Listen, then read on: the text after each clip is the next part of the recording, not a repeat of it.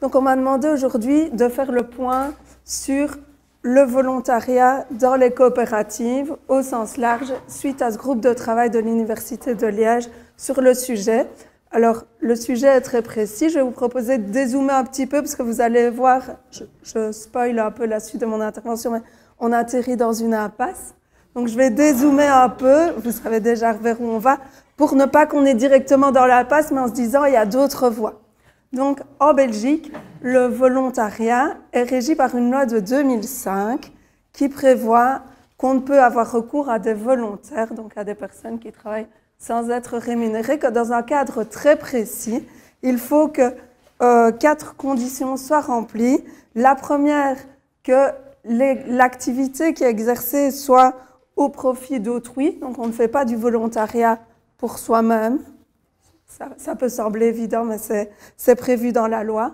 Ça doit être réalisé en dehors du cadre familial et privé. Ça peut être au profit d'entreprises. Et pas n'importe quelle entreprise, des entreprises à but non lucratif. Et une condition supplémentaire, mais qui n'est pas liée à l'entreprise, est que ça doit être fait en dehors d'un contrat de travail. Donc si on a un contrat de travail et qu'on n'est pas payé pour faire des heures supplémentaires, ça ne rentre pas dans le cadre de la loi sur le volontariat.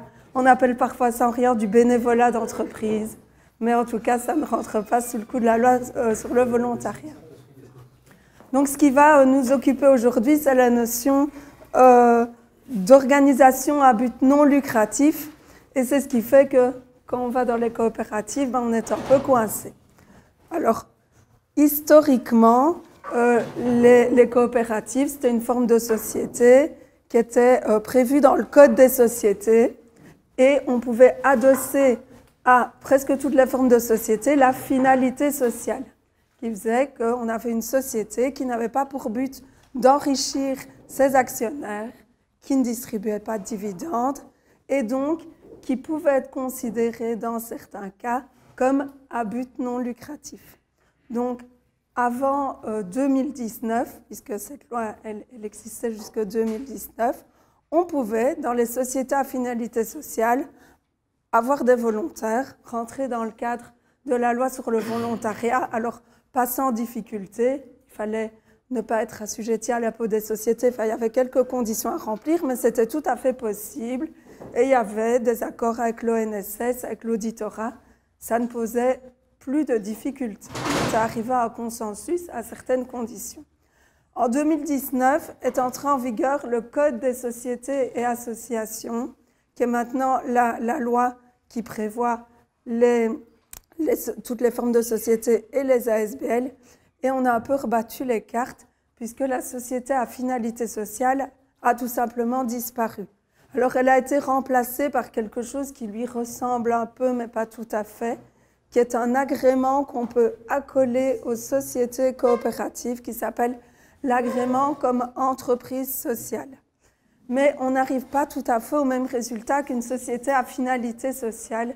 Et donc, même si ce n'était pas l'intention du législateur, parce qu'il faut bien l'avouer, les coopératives, ce n'était pas sa priorité, les questions n'étaient probablement pas allées jusque-là, mais on en vient à une situation de fait qui résulte que les sociétés coopératives comme entreprises sociales ne peuvent plus être considérées comme à but non lucratif. Donc, on ne rentre plus aussi clairement dans le champ de la loi sur le volontariat.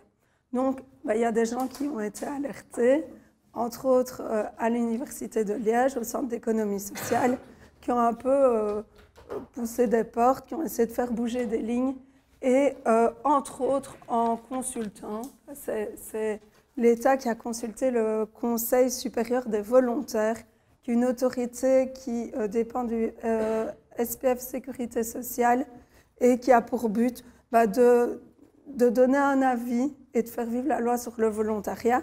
Et ils ont été questionnés clairement sur la question de savoir est-ce que, en l'état actuel de la législation, on peut envisager dans certaines coopératives d'avoir recours à des volontaires.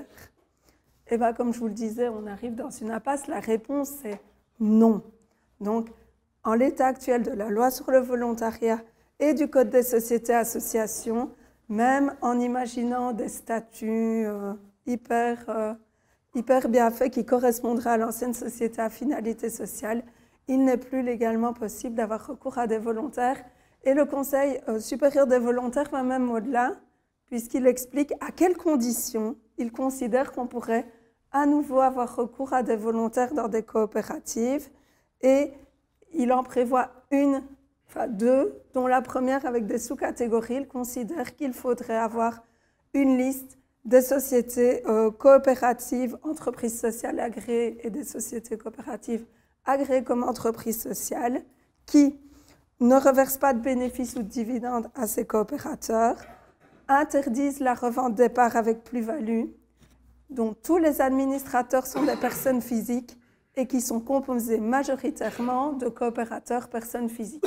Donc, on peut avoir des coopératives qui cochent toutes ces cases, c'est tout à fait possible, mais le Conseil supérieur des volontaires considère que tant qu'il n'y a pas de liste officielle de toutes ces coopératives qui sont agréées comme entreprises sociales et qui en plus cochent ces 4 cases, on ne pourra pas envisager le recours à des volontaires dans le cadre de coopératives. Et la deuxième condition qu'ils énoncent, c'est qu'on ne peut pas être travailleur et volontaire dans la même coopérative. Mais ça, c'est déjà une condition qui est énoncée par ailleurs. Donc, en l'état actuel, au niveau des coopératives, il n'est pas possible d'avoir recours légalement à du volontariat. Alors, on sait que ça existe. L'idée ici n'est pas de blâmer qui que ce soit, mais de pouvoir que chacun puisse, en connaissance de cause, imaginer la façon dont il a recours ou pas à des volontaires. Disons qu'y avoir recours en sachant qu'il faudra peut-être aller s'expliquer devant un juge en cas de contrôle, c'est une chose. Y avoir recours sans le savoir et recevoir la mauvaise surprise d'un contrôle alors qu'on ignorait totalement qu'on était à côté de la loi, c'est encore autre chose. Donc, je vous disais, on va vers une impasse pour les coopératives, mais en dézoomant, il y a d'autres structures que les coopératives qui sont des entreprises à but non lucratif, entre autres les ASBL.